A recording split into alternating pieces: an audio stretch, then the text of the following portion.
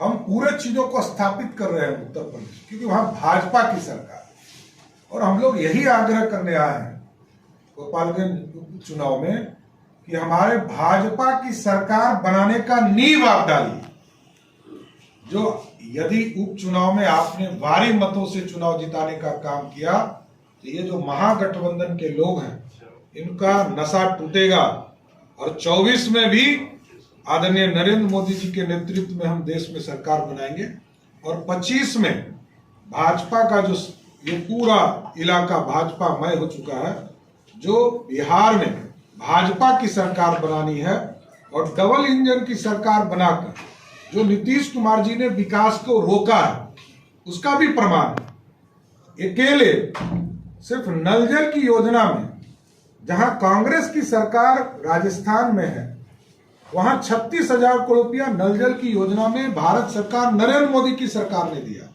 हम double engine की सरकार वाले बिहार में थे, नीतीश कुमार ने रोकने का काम किया। 12,000 करोड़ रुपया हमको अलॉट हुआ, उसको भी वापस कराए। आदरणीय रूडी जी ने इस प्रश्न को लोकसभा में उठाया तो कहा कि हम अपना नाम नहीं दे सकते, जबकि हम आपको जानकारी देते हैं कि अभी तक बिहार में लगभग 25,000 करोड़ रुपया नल जल योजना और गली नली में खर्चा हुआ। उसमें से 19,000 करोड़ रुपया भारत सरकार के ग्रांट से पैसा आया। आप किस तरह का दो नीति कर रहे हैं कि आप भारत सरकार के पैसे को भी लेते हैं, लेकिन जो बेचारे मुखिया, जिला परिषद, पंचायत समिति के द्वारा काम होना था उसके पैसे को जबरदस्ती आप डाइवर्ट कराकर आपने काम कराया।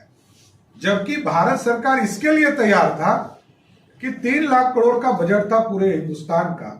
यदि एक तो 10% हमारी हिस्सेदारी है, लेकिन जिस तरह राजस्थान को 36,000 करोड़ रुपया मिला उस तरह हमने भी यदि पूरा डीपीआर बनाकर नीतीश कुमार जी के सम्मति से दिया होता तो आज लगभग 40 से 50,000 करोड़ रुपया बिहार को पूरा जल युक्त बनाने के लिए, एक एक घर को पानी शुद्ध पेयजल पहुंचाने का काम हम पूरी तरह सक्सेस कराएंगे। इसलिए हम सीधा आरोप लगाए कि 32 साल का हिसाब गोपालगंज विधानसभा के चुनाव में हम लोग उनसे मांग रहे हैं कि लालू जी आप बताइए।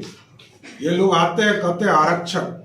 अभी नगर निकाय का चुनाव हो रहा था, नगर निकाय के चुनाव में हम लोगों ने पहले दिन कहा था कि आपको सुप्रीम कोर्ट और हाई कोर्ट के जो निर्णय है उसके हिसाब से आपको कमेटी का गठन करना चाहिए। नीतीश कुमार जी ने गांधी मैदान से कहा कमेटी तो हमने 2005 में बनाया था। अरे भाई, आपके हिसाब से देश चलेगा क्या? आप राज चला रहे हो, आप राज्य के मुख्यमंत्री हो। आप कोई अफगानिस्तान या पाकिस्तान में नहीं रह रहे, आप हिंदुस्तान में रह। सुप्रीम कोर्ट के गाइडलाइन को, क्योंकि हमारी सरकार जहां भाजपा की सरकार है, मध्य प्रदेश में भी सुप्रीम कोर्ट ने इंटरवीन किया, गुजरात में भी इंस्ट्रक्शन दिया, महाराष्ट्र में रोका चुनाव को। फिर बिना आरक्षण का लोगों ने, जब कांग्रेस की सरकार थी तब बिना आरक्षण का चुनाव की घोषणा की। बाद में जब हमारी सरकार वहां बीजेपी की सहयोग से बना तो हम लोगों ने सुप्रीम कोर्ट में आवेदन दिया कि हम आरक्षण देना चाहते हैं, हमको कमेटी का गठन करना है। कमेटी का गठन हमने, तो बिहार बार बार हम लोग के कहने पर नीतीश कुमार नहीं मान रहे। हम धन्यवाद देना चाहते हैं सुप्रीम कोर्ट और हाई कोर्ट को, जिन्होंने अति पिछड़े के सम्मान को बचाया, अति पिछड़े के रिजर्वेशन के लिए कमेटी गठन करवाया और आज कमेटी गठन हुआ है। इसका रिपोर्ट जल्द से जल्द है। हम तो इस पे